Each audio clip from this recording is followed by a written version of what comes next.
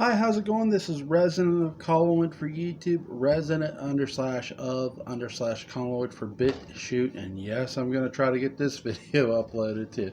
Um, Actually, I'm going to try BitChute first before I do YouTube.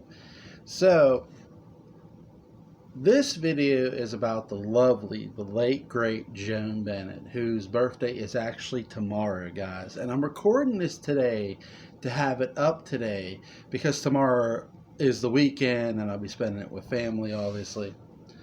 So, Joan Bennett, for those who don't know, went on to star in the 1966 Gothic soap opera Dark Shadows. And as you know, I am a huge Dark Shadows fan.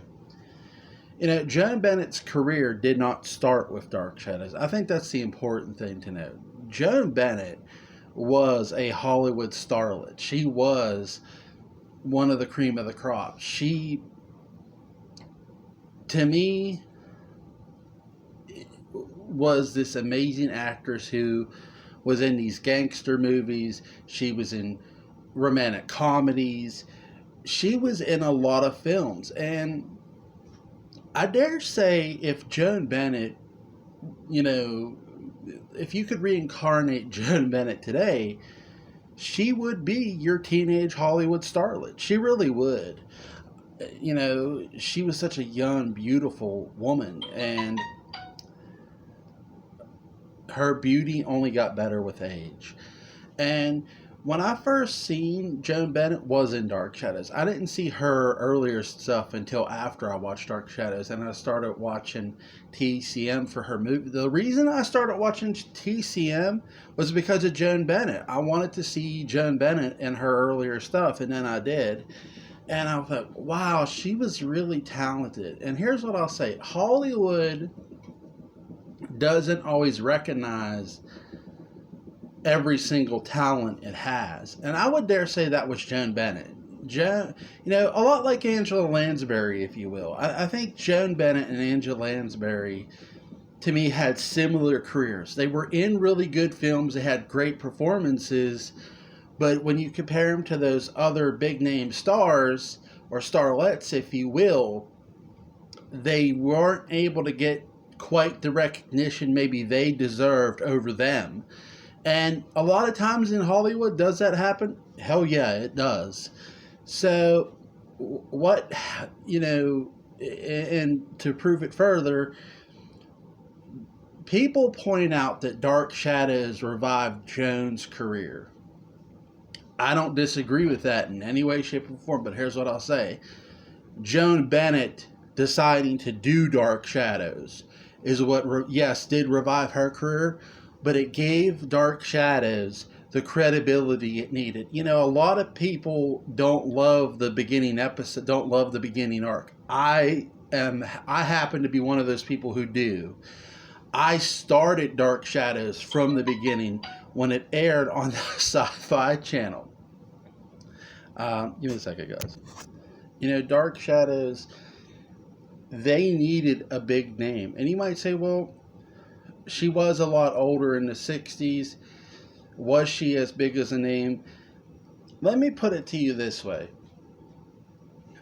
How Peter Cushing and Christopher Lee passed for the role of Sam Loomis in Halloween, and Donald Pleasance got the role because one of his daughters loved John Carpenter's first film, Assault on Precinct 13. The fact that Halloween got Donald Pleasance doesn't get emphasized enough. And that's what I'll say with Dark Shadows. The fact that Dark Shadows got Joan Bennett isn't emphasized enough, in my opinion. Here's this woman, along with Louis Edmonds, Nancy Barrett, Alexander Isles. Those beginning episodes, do not let anyone sway you. Go back and watch them, because I guarantee you, you know, Ryan Mitchell even, Ryan Mitchell, you will be entertained. I mean, Joan just delivers her facial expressions, Louis Edmonds' facial expressions, their emotions. It's worth going back and revisiting the beginning episodes of Dark Shadows. How did Dark Shadows start off? Dan Curtis had a dream about a girl on a train, and she was going to be governess to this, to live and be governess inside this gothic mansion. She gets off the platform, off the train, onto the platform, and she watches the train disappear into the mist. Dan Curtis started Dark Shadows because he had a dream about a woman that would become Victoria Winters. That's how Dark Shadows got started. Now, you take Joan Bennett and you add her to the fray, you add her to the mix. She was a name, like I said, Dark Shadows really, really needed. And they got her, and she was able to do it. I would compare her career eerily similar to Angela Lansbury's before Angela Lansbury went on to do Murder, She Wrote. And I would say both are as significant and similar to each other, more so than not, because Joan Bennett was in gangster movies and romantic comedies and drama. Angela Lansbury, I would dare say, did more drama than romantic comedy. She did do romance films. The most comic, known for film, I think people are is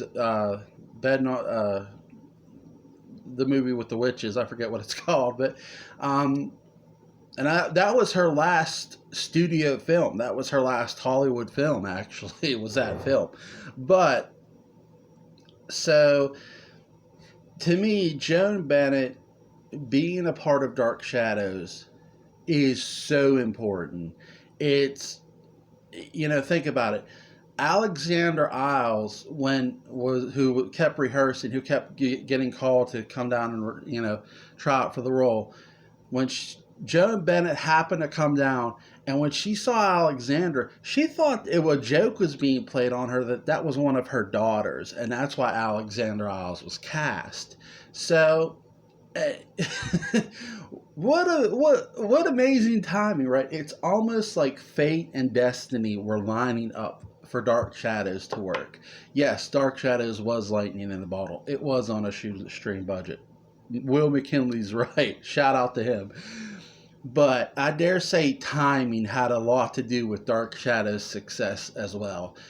Joan Bennett coming down to the studio when Alexander's trying out and seeing her, that's timing. The show airing, in June, debuting in June, timing. Yes, it struggled from the beginning. Yes, the ratings were bad in the beginning. But despite the bad ratings, they kept going and going and going until they found themselves in one of the most beautiful early arcs. People might say the Phoenix arc, and I wouldn't disagree with that. But to me, the manslaughter case is so good. It finally concludes after episode 200. Everything finally wraps up.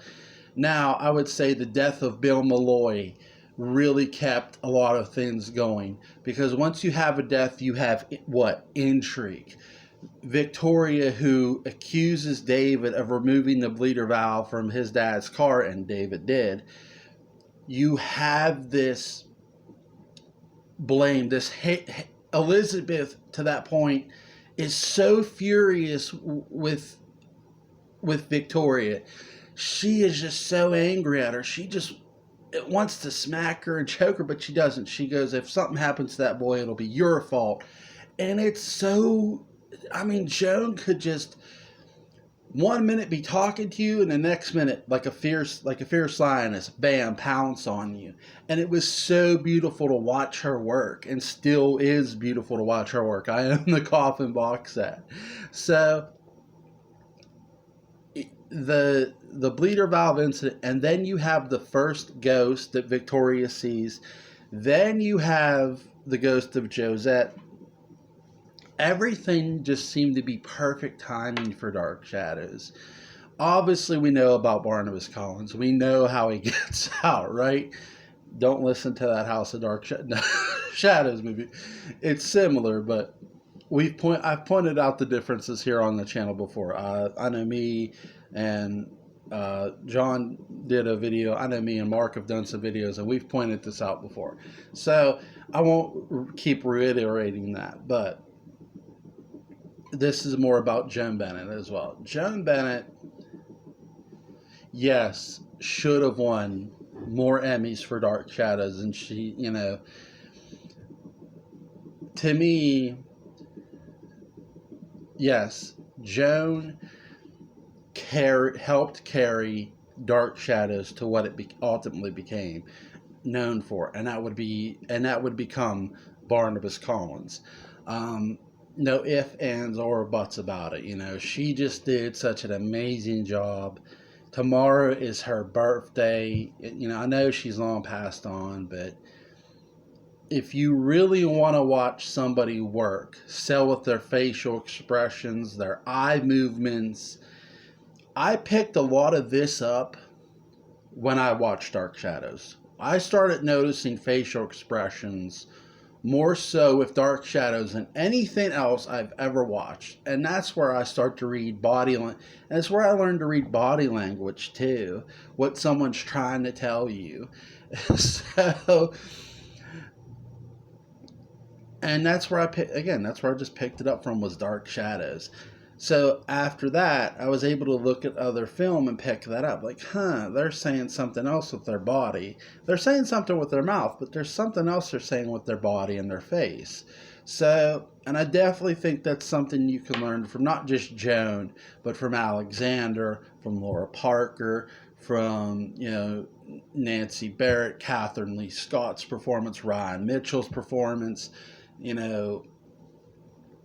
again, just anybody who was in Dark Shadows, watch their facial expressions, watch their body language, and their body language and their facial expressions will tell you a story long before their words leave their mouth. So, to Joan Bennett, to the late, great Joan Bennett, and I do mean great, on behalf of every Dark Shadows fan, thank you. Thank you so much for being a part of Dark Shadows. I know, I know she's long gone. She was utterly amazing in Dark Shadows. And if anybody wants to debate me, come on this goddamn channel and debate me. Because I will debate you to the moon and back. Again, she was just so amazing. So, I hope you guys enjoyed this video. I did choose a younger picture of Joan Bennett, so for my thumbnail for this video. So I hope you guys enjoyed this video. What an amazing actress. What a beautiful, beautiful job she did in Dark Shadows. And if you want to check out her earlier stuff, I do implore you to do so. Check out Joan Bennett's early body of work. It is damn well worth your time. Thank you guys. I hope you enjoyed this video. Like, share, comment, and subscribe.